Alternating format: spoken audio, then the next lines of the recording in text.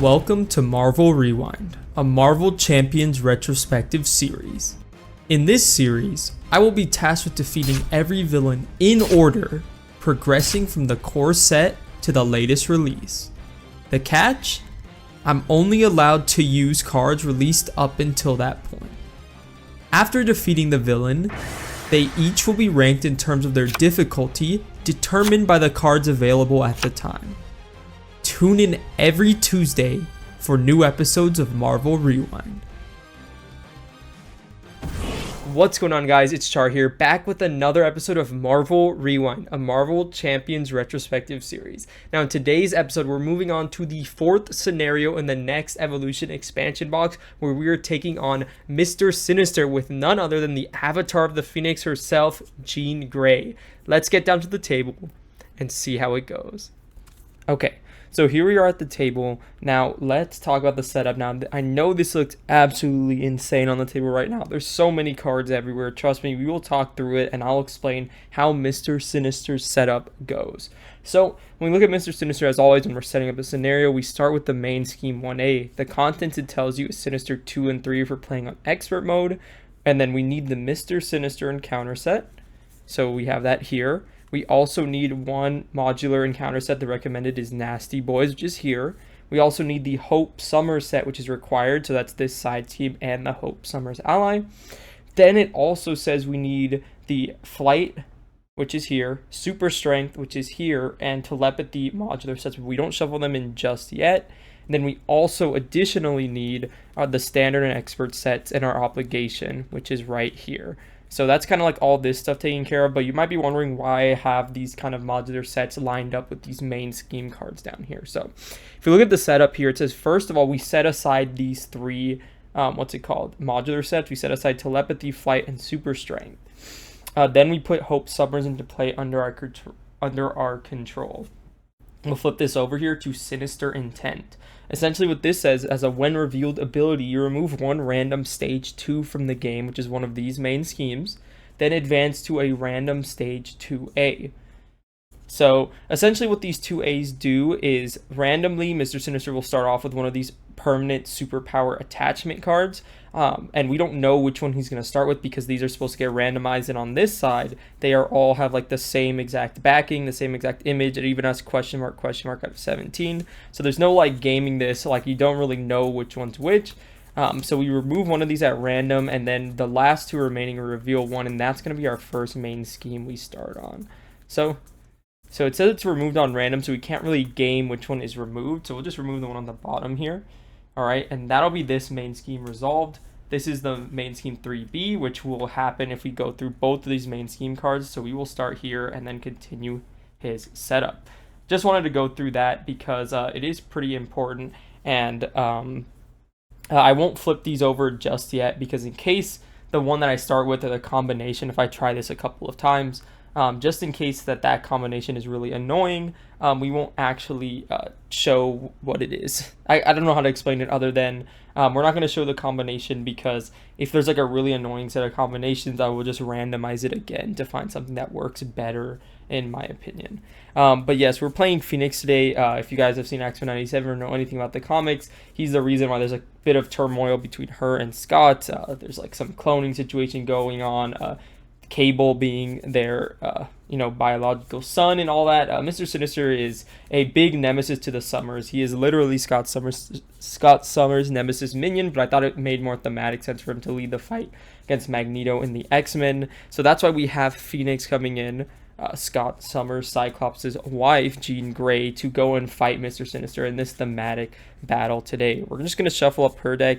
Phoenix has just really good stats. She has like a built-in wild resource generator and this Phoenix Force card that, gives her a restrain trait and unleash trait, and based on her traits, her stats change and like her events get better when she's unleashed, but she has a higher chance of flipping like the Dark Phoenix when she has the unleashed trait, which is probably one of the worst nemesis minions in the entire game. It is a brutal nemesis set.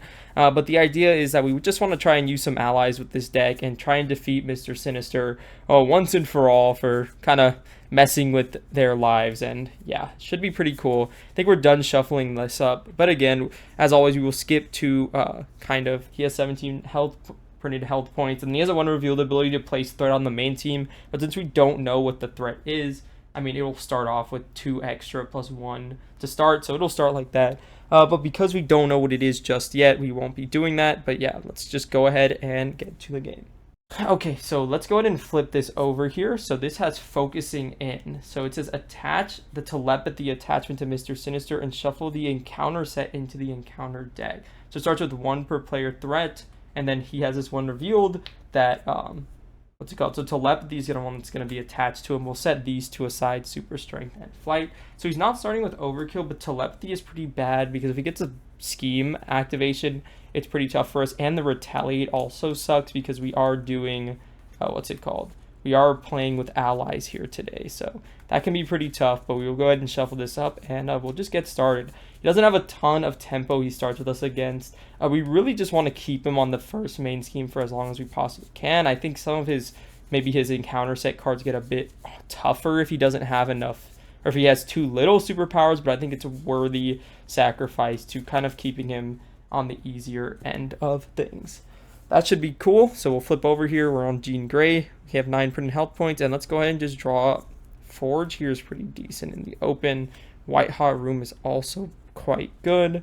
Oh, and we already found the Uncanny X-Men.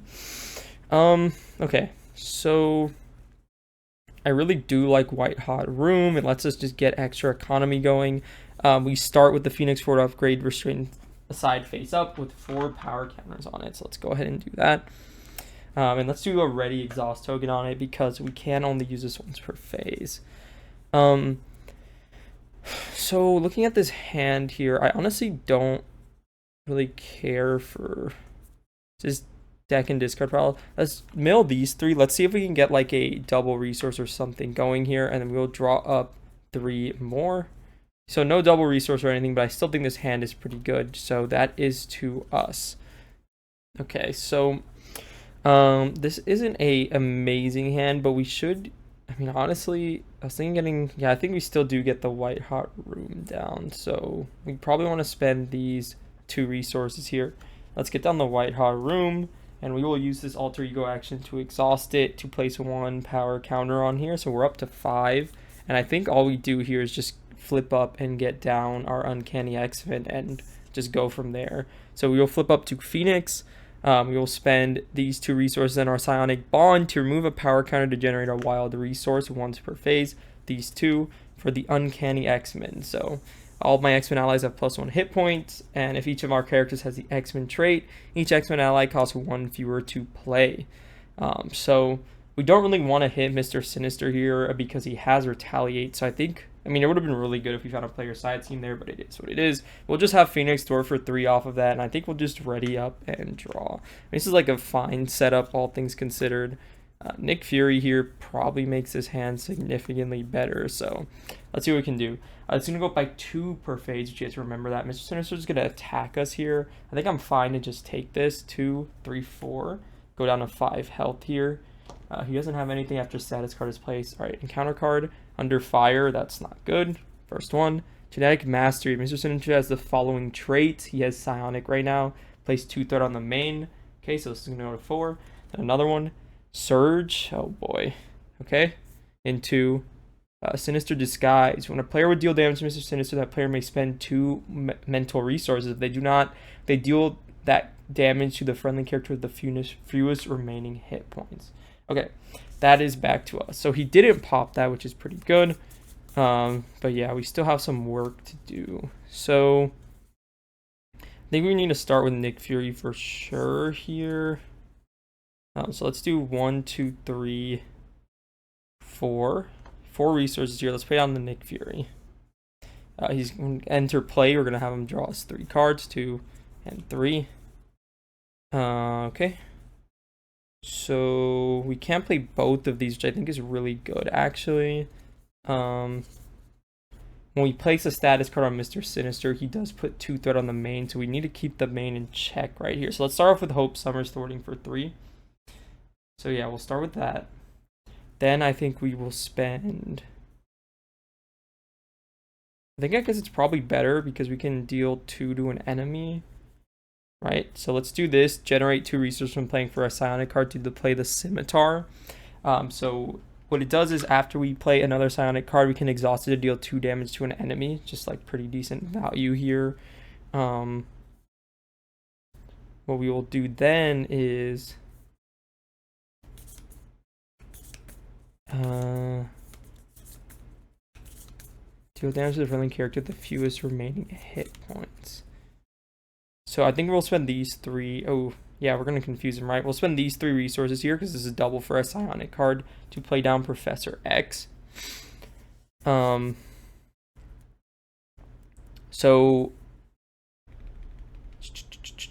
we're playing down Professor X. We're going to confuse Mister Sinister here. He has a force response. After a status card is placed on him, place 2 threat on the main scheme. That'll bring it up to 3, but he is confused, which is pretty good for us. Oh, Professor X only cost 1. Oh, no. If each of your allies has the X-Men trait, they cost 1 fewer. Okay, Nick Fury does ruin that, so never mind. Glad I caught that.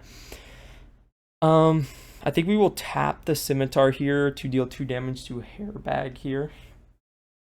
Then what we want to do is, I think we will have Phoenix go ahead and swing for 1 onto hairbag. That will knock him out.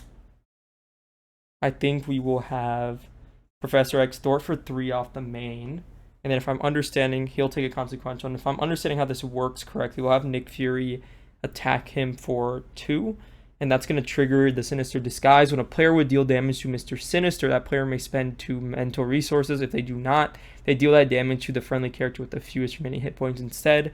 So this would have done 2 to him, but the friendly character with fewest remaining hit points is Professor X because he has 1 damage. So the 2 damage will go to him, defeat him. Nick Fury will take a consequential.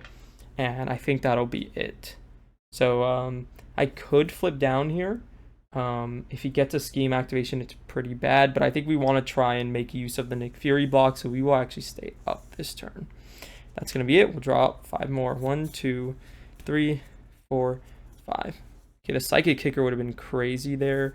But it is what it is. Okay. Oh, and this should be discarded. Alright, so this is going to go up by 2. Mr. Sinister is going to attack us. Let's have Nick Fury block this. Just 2 damage. Nick Fury is defeated. Then we do have an encounter card here. Advance. So he's going to go ahead and scheme. I guess I'm glad I didn't flip down. That's going to get canceled by the confusion. And it is back to us. Okay. So do we just like make the call Nick Fury back in again? I think that's probably it. Because I don't really...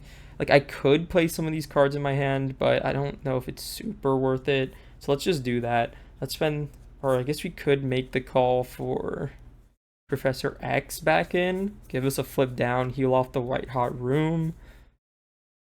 That's actually not bad.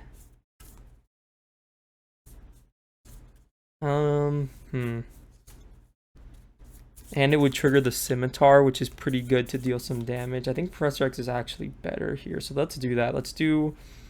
Actually, it might just be better in general. We get another block. And then we can push... We don't have damage to do is the problem. Let's spend these... 3 resources. Yeah, I guess we can Psychic Kick a Professor X and have him hit Mister Sinister. He'll die, though. So then we can flip down afterwards. Sure, let's do that. Let's spend these 3 resources for a make the call. Let's go ahead and play Professor X here. So we're spending these 3 resources to play Professor X. As a response, we will confuse the villain. So we will confuse Mister Sinister again. This didn't go up to 4, because when he gets a status placed on him, it goes up. Since we played a psionic card, after you play another psionic card, pay the printed cost. Okay, so I think this doesn't actually trigger it because it says put it into play and that's not playing, but the Psychic Kicker will trigger it here, I think. So we'll thwart for 3 with Professor X here. He'll have a consequential. We'll play the Psychic Kicker to ready an ally, +2 and +2 thwart and +2 attack. Since we played a psionic card, we will trigger the scimitar to deal 2 damage. Bring him down to 5. We'll have Professor X swing for 2 because it's +2 to the next activation. He takes a retaliate and a consequential, so he should be defeated. Okay. And then we don't want Hope Summers to swing here. We don't really want to swing here either. I guess what we could do is just flip down and heal. Yeah, so I guess we'll just have Hope Summers 0 out the main by thwarting. We will flip down and heal up for 3, 2, 3, down to 8. Then we're going to use the ability here. After you make a basic recovery, place a power counter here. And we also spend the white hot room to place another power counter. And I think we'll just ready up and draw here. Okay, 1, 2, 3, 4, 5, 6. Avengers Mansion and call for backup is really good this turn. Probably going to call for backup Nick Fury into play and also get in our Rise from the Ashes, and then maybe we'll start dealing some damage. Okay, this is going to go by 2. Mister Sinister is going to try and scheme. He can't. He's confused. I've got an encounter card to deal with. Exhaustion. That sucks. Okay, it's going to exhaust our identity and surge into teleported away. Mister Sinister cannot take damage. When he would attack, he schemes instead. This comes in with 4. Well, that sucks. We really did kind of have big plans for thwarting this turn, but it wasn't meant to be. I guess we could have Professor X come back in and ready us up so we can clear some schemes. That might actually be worth doing. Well, you will see. Oh wait, Pixie only costs 1 when we flip up. We could just add Professor X back into our hand, ready us up, and then go from there, which we'll probably end up doing now that I'm looking at the board state.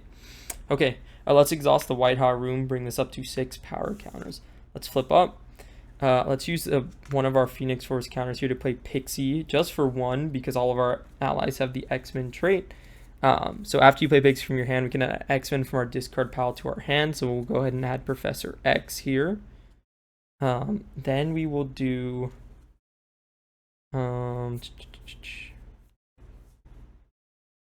these 3... Right. Oh no, it's only 2 resources right now. Spend these 2 resources to play Professor X. We will use his ability to ready an X-Men character.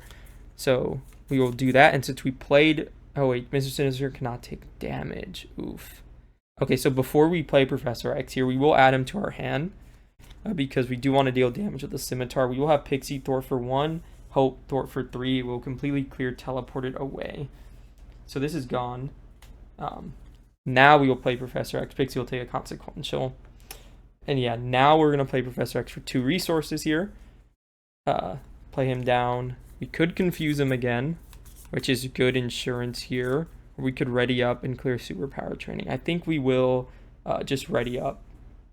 Right? Yeah, let's do that. We'll use his ability to ready up. Since we played a psionic card, that will trigger the Scimitar. Deal 2 damage, bring him down to 11 here. Then I will spend 1 resource here to play down superpower training. Comes in with 3 threat, and when defeated, we can put an identity-specific upgrade into play. You will have Phoenix go ahead and thwart this for 3. It'll go in the victory display, and I think we'll get, I think it's Rise from the Ashes. I don't think we've seen it yet. If we have, then it's in my discard. We have not. So this is the card we are getting, an identity-specific upgrade with the cost of 3 or less. This card's really good for Phoenix. When you would be defeated, you can remove this card from the game, ready your identity, and restore to full health. Remove each power counter from Phoenix Force. So if we do find a way, or like we want to specifically die so we can unleash, this would be a pretty good way to do it. So yeah, that's not bad. We still have 1 card in our hand, but there's not a ton we can do with it, so I think we just hold it here. And we'll have Professor X clear off the main by dropping that down. And that'll be it. We'll just ready up and draw here. 1, 2, 3. 1, 2, 3, 4, 5. Cool. All right. Psychic Blast. Decent stuff here. Gentle. Gentle will just automatically die when he hits into Mister Sinister because of the Retaliate. Just pretty tough, again, to start with the, Retaliate with the leadership deck, but it is what it is. Oh, no, they all have 1 extra hit point. I keep forgetting that. I think I might have... No, Nick Fury is on the board. I think we're okay. All right, so he's going to activate against us. We'll have Professor X block this for us. Base of 2. Just 2 damage. So Professor X is actually still alive, technically. Then we have 1 encounter card. Sinister Soldier. He gets +1 T and +1 attack for each superpower attachment on Mister Sinister. Okay. So that's it, and it's back to us. Okay, do we have any psionic cards we can play? It doesn't look like it, so we actually have to find the damage through the board. Oh, Professor X is going to leave play here. So how do we find the damage is the question. We could just play the gentle for 2. That is an option. You can spend 1, 2, 3. You can get down, call for backup, and play gentle. I think that'll... I don't think we can get down, call for backup, but I think we can just play the gentle, keep holding the call for backup in our hand. That might be better. So let's do that. Let's do these 3 resources here to play down the X jet. So that'll come in ready. And then what we want to do is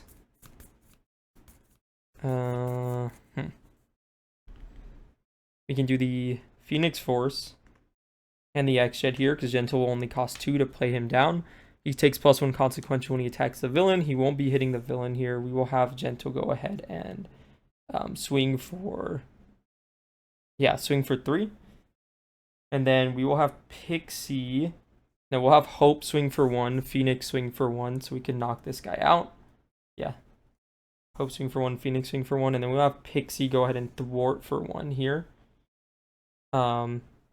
Just so we can have her up to block this next phase. And that's going to be pretty good. I think we're just going to ready up draw. Gentle should have 1 consequential on him. Cool. Ready up draw. 1, 2, 3, 4. Psychic Kicker. Not bad. Psychic Kicker could be some really big damage. And we can trigger the Scimitar this turn coming up. So that should be good.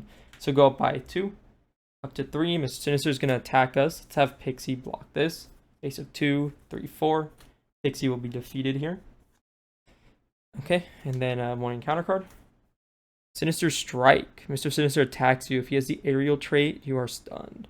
So he's going to hit us here for base of 2. I'm not... I'm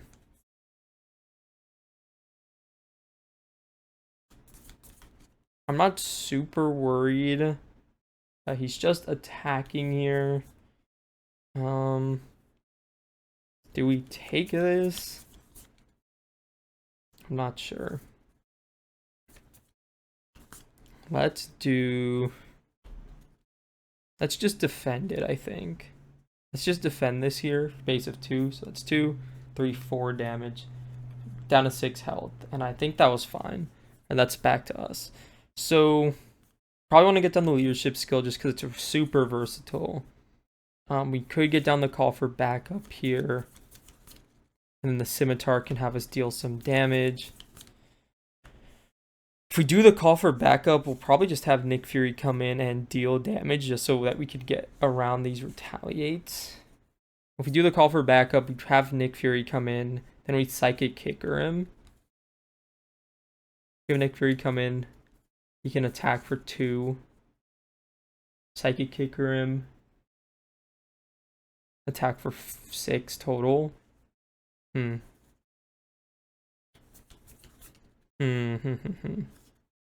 Not sure what I want to do. Not sure.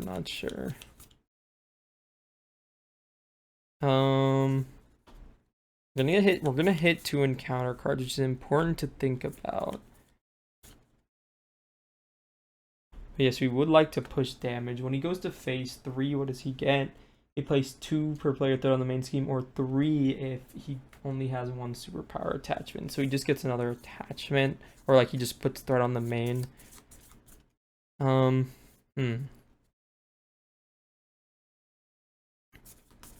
Thinking.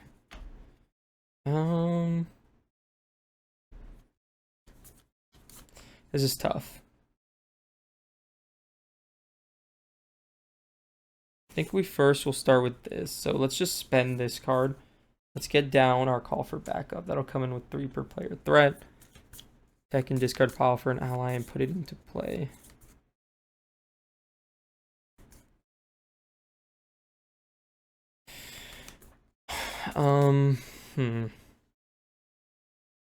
Could do Let's just do the play I was thinking. Let's just have Hope clear this here. So we'll clear the call for backup, go in the victory display, deck and discard pile for an ally. Let's just put Nick Fury in a play again. Why not? Nick Fury will enter play here.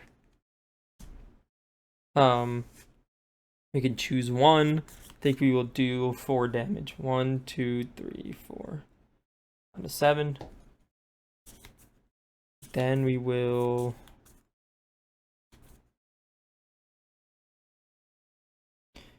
do.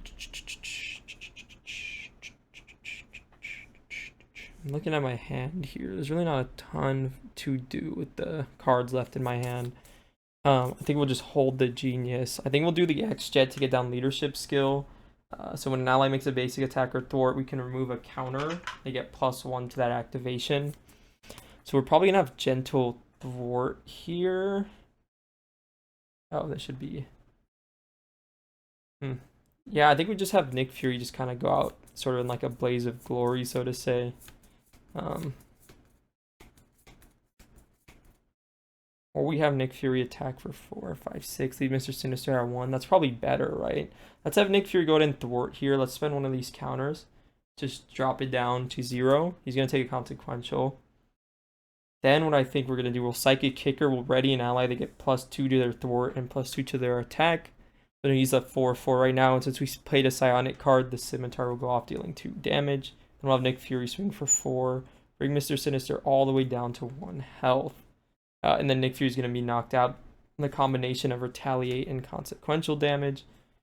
I think we just leave Gentle up. No, he does have an extra health right now. We could flip him. The problem is then we're going to flip the main scheme at the start of the villain phase. So I think we're okay with just chilling for now. We'll keep this double in hand. And we'll just ready up here. 1, 2, 3, 4. We got Colossus. We've got a Psychic Kicker. That's actually really good for pushing damage. And then we've got another build support. We can get a Helicarrier or the X-Jet. No, we already have the X-Jet in play. Do we have any other supports? I don't think so. I guess this is... Nope, that's an upgrade. No, yeah, we already hard played the X-Jet, so there's really nothing else that card gets us. Unless we hit like a caught off guard here. Oh, Utopia. I completely forgot about that one. Yeah, I can definitely grab Utopia, which is good. I mean, we have been playing allies, so... Okay, this is going to go up by 2. Oh wait, we didn't deck out. I thought we were for sure decking out that turn. Uh-oh. That means this next turn can be pretty brutal, but I think we'll be okay. This is going to go by 2. Mr. Sinister is going to go ahead and attack us. I think we do just defend this again for 2. Space of 2 here. 3, 4, 5. Ouch. 1, 2, 3. Okay, take 3 damage, and we got an encounter card. With Get Nasty, each minion gets +1 attack, and then place 1 threat here for each minion in play, and then we search the encounter deck and discard pile for a Nasty Boy minion and reveal it. So we basically got hit with Shadows of the Past. So yeah, let's look for a Nasty Boy minion. Let's see if there's anyone in this discard pile that we'd really want. I don't think we've really seen any other than Hairbag, and we definitely don't want something that surges. I think Gorgeous George is the one that's like the easiest because the other ones have like 1 revealed abilities. Retaliate. Stun each character. Or this one. We could have Gentle Thwart ready with Psychic Kicker. And then...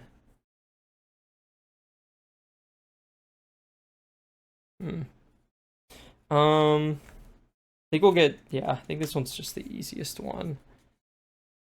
Consistently the easiest one in my opinion.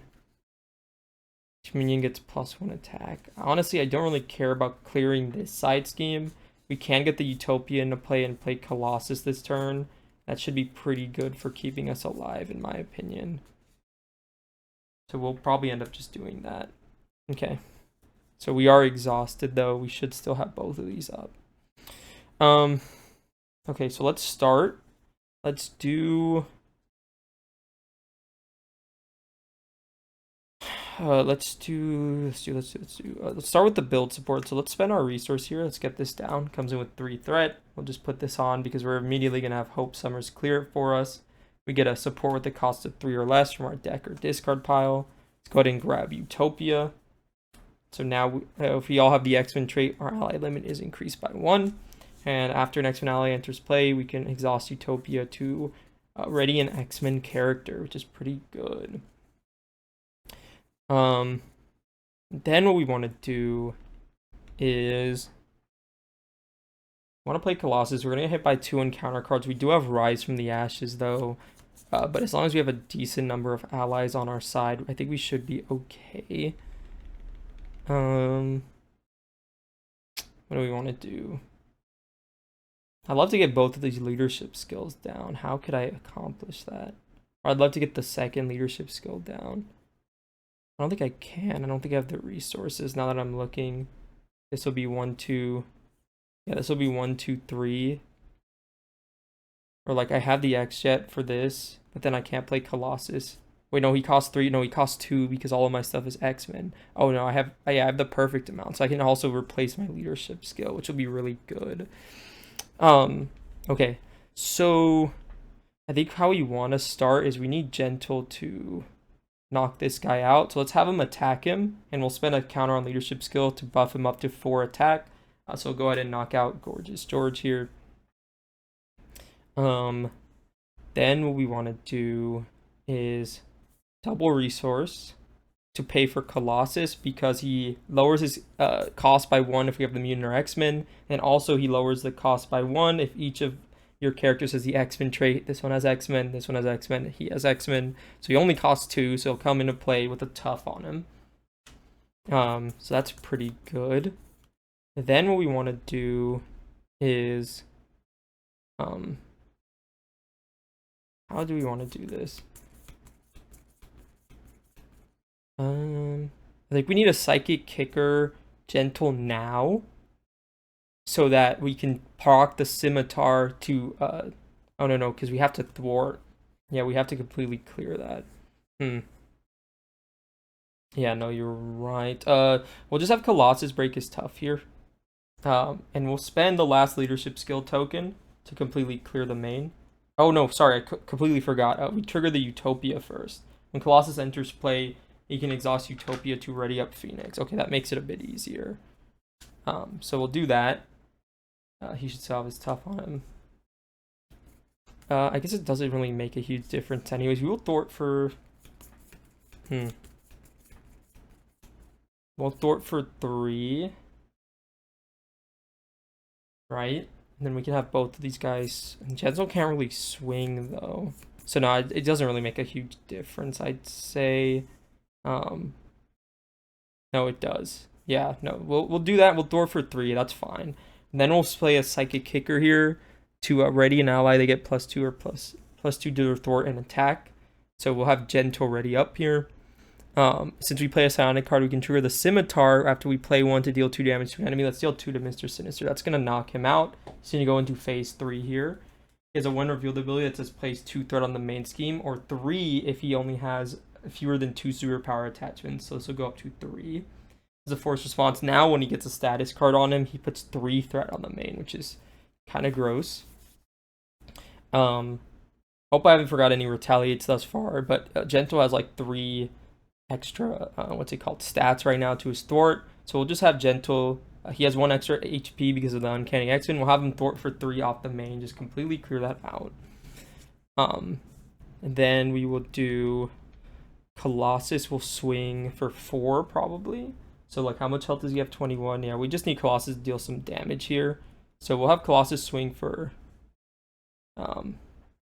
yeah, 1, 2, 3, and then the last take of leadership skill, 4 damage. So 1, 2, 3, 4. So I'm pretty sure consequential happens at the very end. So I think what happens is that the tough gets broken from the retaliate from telepathy. Then he's going to take 2 damage because of his consequential damage here. So he should still be alive. And then we will use the X-Jet to get down another leadership skill. And I think that's going to be it. We're going to get 2 encounter cards. But I do think we've done like really well for ourselves, I guess, relatively speaking. Oh man, let's see if we can find a win here in the next couple turns. We are at 3 health, but we do have a rise from the ashes. And yeah, I think we should be okay. Let's ready up and draw. Okay, ready up, ready up. We have one card here, Phoenix Firebird. Then we're gonna shuffle up, get a face down encounter card here. All right, so it's gonna go up by 2. Then Mister Sinister is gonna attack us. I would rather have all my allies just like deal damage here, so I think we're gonna start by defending with our identity.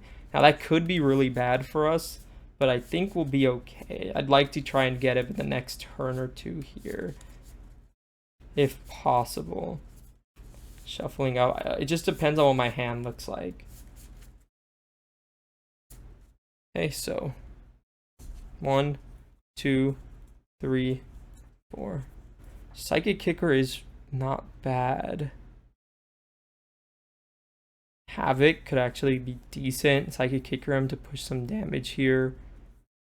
Yeah, I still think I am with it. These guys do way more damage than I do. So what I think is I think I'm just going to defend here. So he has a base of 2 attack. We're defending for 2, 3, and then we are confused. So we take a damage and we get confused here. Okay.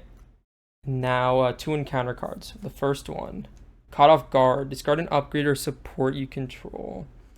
Honestly, I think it's the white hot room. I think it is. I don't know if we're going to be flipping down again. So we'll get rid of this one. And then one other encounter card. Manufactured drama. Supports you control cannot ready. When revealed, exhaust each support you control. Okay. So Utopia is going to be exhausted. The X-Jet's exhausted. This is an upgrade. This is a support. So this is technically exhausted. This doesn't matter. Alter ego action. Exhaust your identity and discard 1 card from the top of your deck for each support. Discard this card. Okay, so now we are no X-Jet, no Utopia anymore. So that does hurt our economy and our ability to push a bit, but I think we're still, relatively speaking, fine here. What do we want to do though?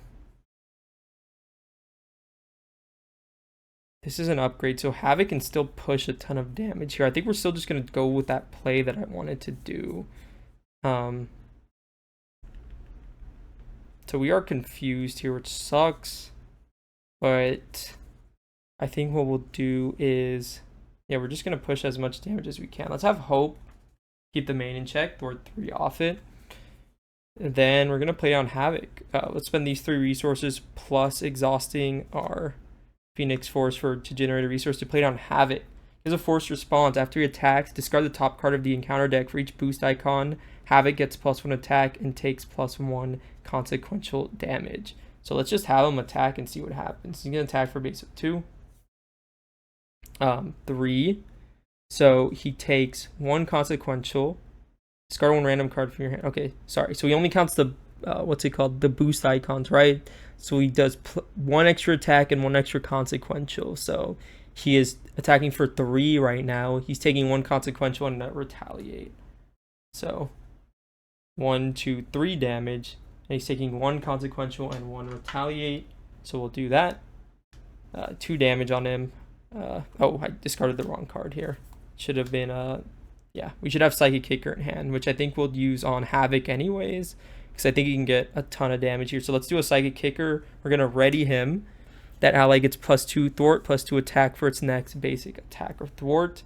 That's also going to trigger our Scimitar here to deal 2 damage because we played a Psionic card. So we're gonna have Havoc attack again for base of 4. His Force Interrupt's gonna go off for 5 damage. So Havoc's gonna go ahead and deal 5 damage here. 1, 2, 3, 4, 5. Down to 7. Havoc's gonna be defeated from consequential or whatever, the retaliate. So we are 1 damage short. I guess we could have said that Hope attacked, but I guess that's too far back to really.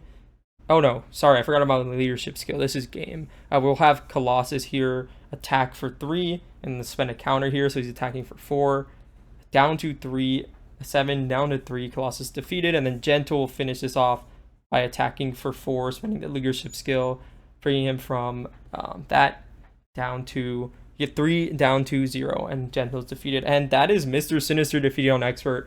Wow, one try, one take. Yeah, this deck is insanely strong. I expected it to be, and even with the counter match with the Retaliate with the leadership ally build, this player side schemes with the Phoenix is absolutely not balanced, even in the slightest. But as always, let's go ahead and check out the deck list. Okay, quick interlude. I just realized, you'll see as I go through this deck building section here in a second, I realized that the Scimitar specifically in this deck list is an attack and isn't deal damage, which means I was missing a lot of retaliates. I did crunch the numbers, reviewed the footage. It doesn't make any significant difference other than the last turn of the game. What would have happened is if I realized I was taking retaliate, the second turn when I flipped down from Rise from the Ashes, when I flipped down and used the White Hot Room, instead of being at 8 health when I flipped back up, because I was like, oh, okay, the Scimitar isn't dealing retaliate, I would have been at 7 health, so I would have recovered, would have done 4 up to 7, recovered, and then instead of placing a power counter, I could have just healed 2, would have bring me to 9 health. If I did that one change, the game is pretty much unchanged other than the last turn, where when I defended for my allies, I would have had to trigger Rise from the Ashes because he dealt 1 damage to me through the attack. I would have had 1 health left. I went through it on this kind of little notepad here. I just went through every single instance of using the Scimitar on the villain that wasn't on an enemy, kind of the different health values, and yeah, stuff like that, the Phoenix Force stuff and whatnot. The only difference would be on the last turn, since I would have had to have Rise from the Ashes, I wouldn't have had 3 health, or 3 scheme, I would have had 3 attack, but I would have also been readied. But that being said, I wouldn't have any counters on the Phoenix Force, meaning I couldn't play Havoc and Psychic Kicker, but I had more than enough damage with the leadership skill. It was 3 from Phoenix, and then 4 from Hope Summers, 4 from Colossus, 4 from, Gentle, so it's 4, 8, 12, plus 3, from Phoenix, bringing it to 15. He had 17 health, right? And then even playing the Psychic Kicker, proccing the Scimitar is 17 damage. We could have just Psychic Kickered Hope, and that's already the 17 damage, but if we needed more, Hope could have swung for 5, and that was the end of the game. So again, it doesn't really change anything. You kind of hear it in my voice as I realize, oh no, I think I misplayed a ton. I really didn't. The other one I noticed is I thought that he schemed at one point that could have procced him into the second main scheme. He never actually schemed with telepathy. All he did was flip an encounter card that put 2 threat on the main.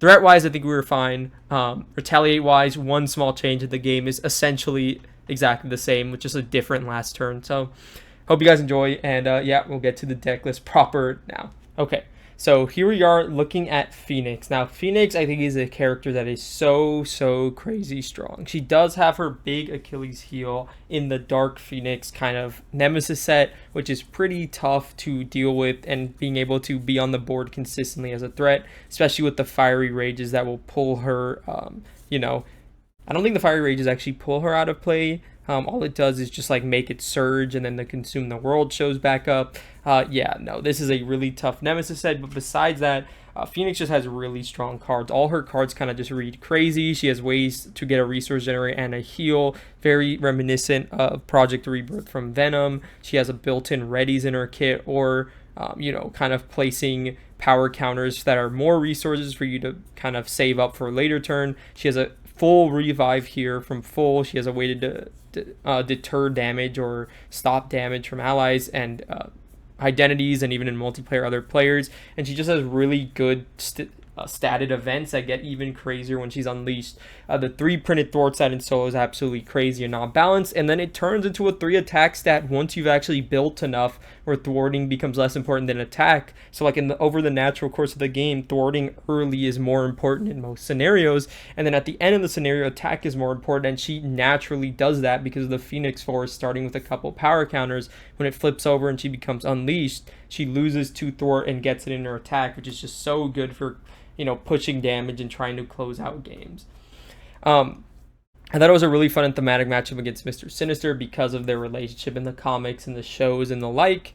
And I thought she should do kind of take after the leader of the X-Men and her husband, Scott Summers, Cyclops, and do an uncanny X-Men build of her own, but specifically with this card, which I think is absolutely insane in solo and multiplayer and every player count, Psionic. Play on if your identity has a Psionic trait. As a hero action, you ready an ally. They get +2 attack and +2 thwart and +2 attack for their next basic thwart or attack action this phase.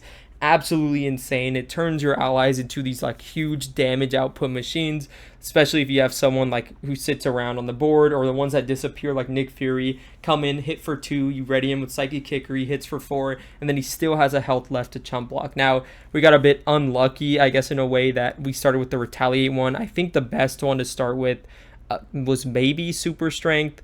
Oh, I don't think he ever, I actually just forgot. He might have actually popped it one of these turns, because there's a +1 scheme on this that I always forget.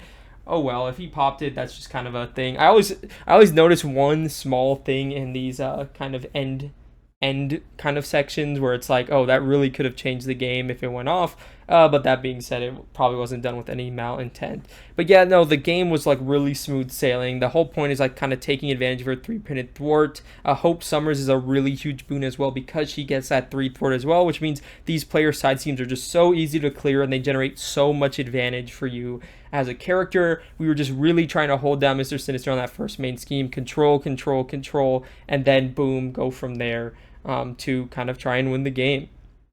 Yeah, no, I think he did actually hit a scheme that would have really mattered, but it is what it is. So we're looking here, and let's talk about the deck list. So let's start off with the basic supports and upgrades here. We're on Utopia, we're on Scimitar, we're on X-Jet, and we're on Avengers Mansion. Scimitar was low-key the MVP as a hero response attack. Oh, after you play a psionic card, deal 2 damage to an enemy.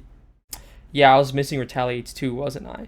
Well, yeah, always in this end phase, we notice a lot of things. I don't think it drastically changes the course of the game, but that is pretty important, and that's a pretty big counter. So I would say probably the super strength would have been easier for us for sure. But regardless of all that, I think we ended the game with 2 health, so we probably would have had to have Rise from the Ashes, become Unleashed.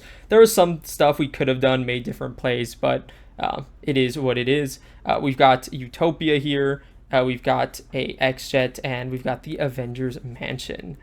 So that's pretty cool. We'll move on to the next ones. For those are all like kind of staples at this point. X-Jet's really good for generating resource, Avengers Mansion for drawing, and Utopia for readying when you play an X-Men ally. We got the 4 really good basic allies here. We got Nick Fury, Professor X, Colossus, and Forge. These are just like really solid allies. Nick Fury's the best ally in the game. Colossus comes in with the tough and lets us push damage. Professor X, what's it called? Does get us a confuse or ready our identity if we are unreadied, and then Forge is here. When he enters play, you can search for an X-Men or X-Force support card. We're looking at, we got the energy, genius, strength here. We didn't do any more resources, or we didn't do the leadership resources, because the power of the mind is super good for Phoenix. It doubles the amount of resources this card generates while paying for a psionic card. So that's really good. It's just really good because she has a lot of psionic events. You can play for the Professor X for a bit cheaper and all of that. We're on the 3-player side teams here. Build support gets us our Helicarrier or X-Jet into play. Superpower training gets us Rise from the Ashes into play, which is kind of her best one, or White Hot Room. And Call for Backup just puts any ally from play from our deck and discard pile. Really, really good. Only have 3 threat, which means Phoenix or Hope can handle that. 2 copies of Make the Call. I just felt like we really didn't need 3. Because we have some recursion with Pixie and whatnot. 3 copies of Psychic Kicker, which is really good here. We talked about it at the beginning. 2 copies of Leadership Skill. I think this came in Storm. This card is insanely good in my opinion. When the ally makes a basic attack or thwart action, you can remove 1 leadership counter. They get +1 thwart and +1 attack for that activation. Just really, really solid stuff. Just really lets you hit those numbers a lot easier that you want to, and it's just really good. We got Pixie, we got Gentle, and we've got Havoc. These 2 aren't often seen, but because we're playing with a limited card pool, I wanted to keep it to kind of thematic X-Men characters here. This is her brother-in-law, if I'm not mistaken, as well. Pixie can grab an X-Men ally from our discard pile and put it into our hand.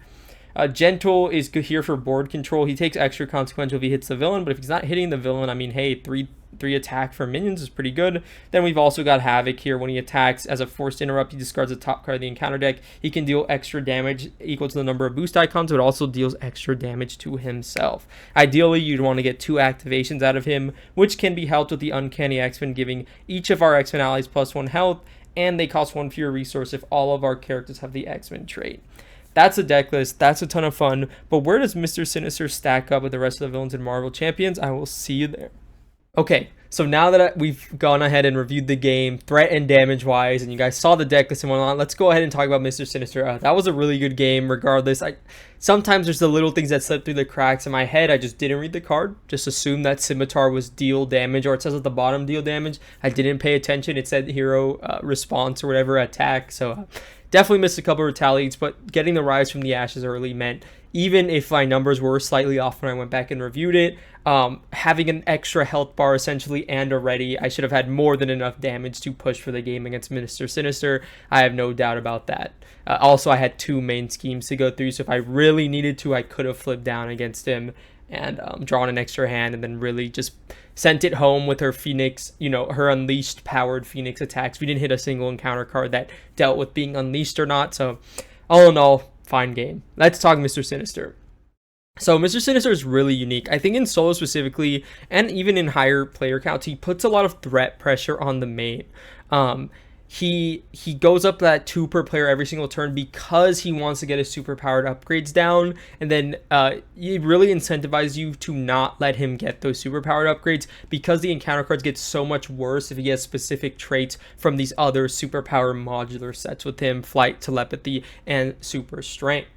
So it really does incentivize you to stay on one of those first 2 main schemes, but it is hard because the main scheme threat threshold is really low. 5 per player, goes up 2 a turn, and every time he gets a status placed on him, he also puts threat on the main. There's just a ton of threat you have to keep in check, and you can't super easily flip down against him because his scheme stat is so much higher than his attack stat that you don't want that threat being added onto the main. Add in encounter cards that can put threat, add in extra scheme activations, and it can be pretty tough to prevent him from going on. Then when he hits that 3rd main scheme, he starts doing all his attacks towards Hope Summers, so you have to be on full-time defense duty to make sure she can live and survive the scenario, because she is an alternate lose condition. That being said, I think there are ways to handle it. Specifically, Justice in solo is a way you could kind of cheese the scenario, but I think a lot of scenarios can happen too as well, mostly because of under surveillance, bumping that main threat threshold from 5 to 9, which is a lot more manageable in my opinion. He can still scheme it out for sure, but you have a lot more options. You have counterintelligence to stop him from putting threat onto it. Confusing him isn't that big of a deal because you have the thwart events to kind of get rid of that extra threat he tacks on. So there are ways to make him more manageable, but I would say in general, you also get that bit of the randomization where if he gets that super strength and steady, now you can't status him at all. And now he's putting on that extra threat even when nothing's happening, because I think, if I'm not mistaken, it places the status on him with steady even if they're not actually confused. Someone can confirm that in the comment section down below. But I think he's tough. I think he's definitely a really tough villain. I think he has some really evil encounter cards he can flip against you, and there's some depending on the deck you're playing, similar to On the Run in a couple scenarios we've seen, it's really hard to kind of gimmick or game his scenario, because what he starts with is different every time. How you interact with Mister Sinister, who starts with Retaliate, versus one with Overkill versus one with SETI, I think are all completely different. And you just need a deck that is really solid, that can be able to handle one of these 3 starting identities of the villain in order to combat him really effectively.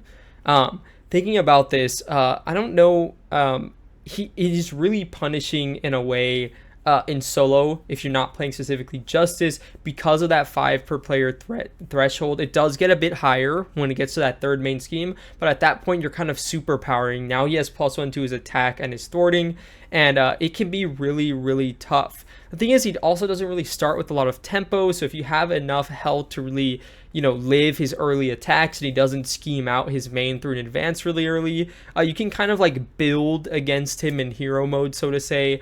So honestly, I was thinking somewhere in the A tier, but I honestly don't think he's as tough as any of these villains. As always, Red Skull is getting cut off here. So I think a B tier is probably a good placement for him. Where in B tier is your guess is as good as mine. Do I think he's harder than a Mojo or a On the Run? I don't think so. I think he does really remind me of kind of this threat threshold on Sentinel, but Sentinel I think is so much more punishing because you literally can't do the under surveillance against it.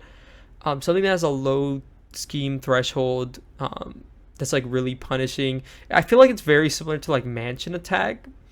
But maybe like it's a bit harder because like the mansion attack main schemes are sort of similar to like these permanent upgrades, but I think he's a bit tougher than that.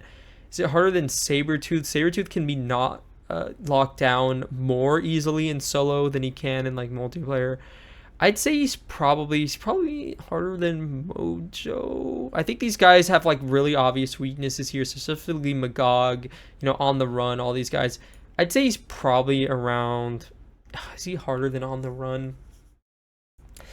Man, I can't. I think he basically has steady because you don't want to put a ton of status on him, but he doesn't actually have it. On the run gives you a bit more threat threshold to work with. This one could be more punishing from the start in terms of tempo, but on the run does start you with a minion. I think top of B tier is probably a good placement for him. Where in this area I think he goes, I'm not exactly sure. But this is a tough villain. Definitely not someone you want to, take it easy against or you think is a pushover when you go into it. But let me know what you guys think of Mr. Sinister down in the comment section down below. This was a ton of fun. Phoenix was super strong, and Mr. Sinister is definitely one of my, one of the villains that I come back to revisit every once in a while because I really like kind of like his gimmick, getting these superpower mod sets, and the fact that it's random really adds that layer of replayability and depth to the scenario. What do you guys think? Let me know in the comment section down below. Leave a like, subscribe if you haven't already. I'll catch you guys in the next one at the conclusion of the next evolution box. We are really getting into the end game. Like, subscribe, all that. See you guys in the next one. Take care of yourselves. Have a good one. Goodbye.